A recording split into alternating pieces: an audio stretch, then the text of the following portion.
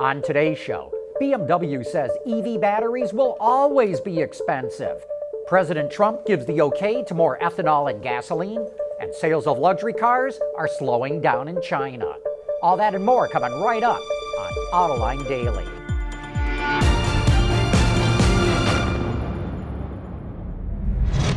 This is Autoline Daily, the voice of the automotive industry. Say, will electric cars be saved by a big battery breakthrough? Never, says BMW.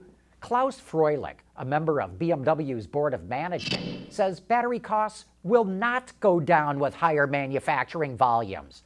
As demand for cobalt to make batteries goes up, he says the cost of cobalt will go up too. BMW's cost to make battery packs is between $170 and $250 per kilowatt hour. That means a 100 kilowatt battery costs between $17,000 and $25,000. At a recent powertrain conference in North America, a battery expert warned automakers and suppliers that battery costs will only come down to about $130 per kilowatt hour by 2030. They would have to drop to about $70 per kilowatt hour to match the cost of an internal combustion engine. We reported last week that sales are slowing down in China. Bloomberg says luxury automakers are being hit the hardest. Jaguar Land Rover said its China sales dropped 46% last month, which will require it to close one of its plants in the UK for 2 weeks. It also sent shares at its owner, Tata Motors, down 13%, its largest drop in 9 years. BMW and Daimler have also issued profit warnings due to their sales slump in China, which they say is caused by the trade war between the US and China. And it's not just luxury brands. GM was down nearly 15% at the end of the third quarter, its first quarterly drop in over a year.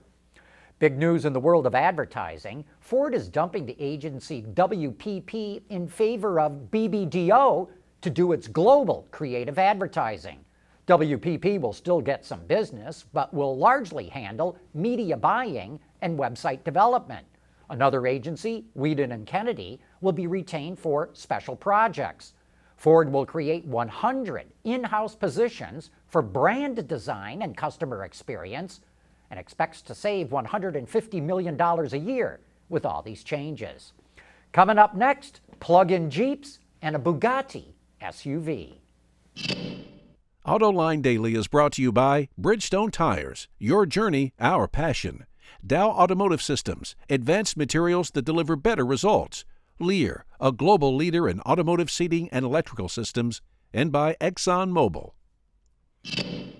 Over the next 5 years, FCA will be investing over $10 billion in hybrid and electric vehicles. One of those will include a plug-in version of the Jeep Renegade. FCA announced it's gearing up to start production of the small PHEV at its Melfi plant in Italy. It will not use an existing engine, it gets a new one. The Renegade plug-in should hit the market in early 2020.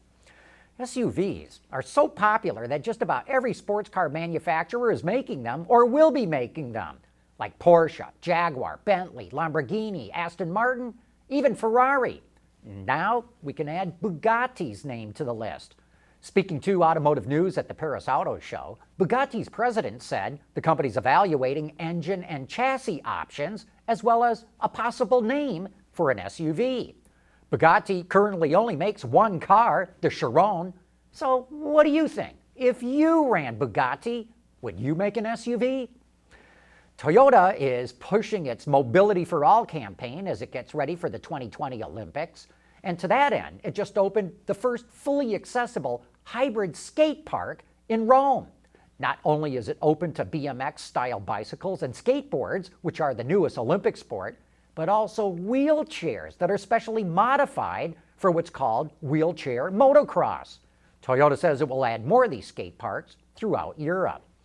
Hey, are you one of those people who hate ethanol and gasoline? Well, you're going to hate it even more, and that is coming up next. About 113 RON, but ethanol has a lower energy content and can corrode engines and fuel lines that were not designed for it.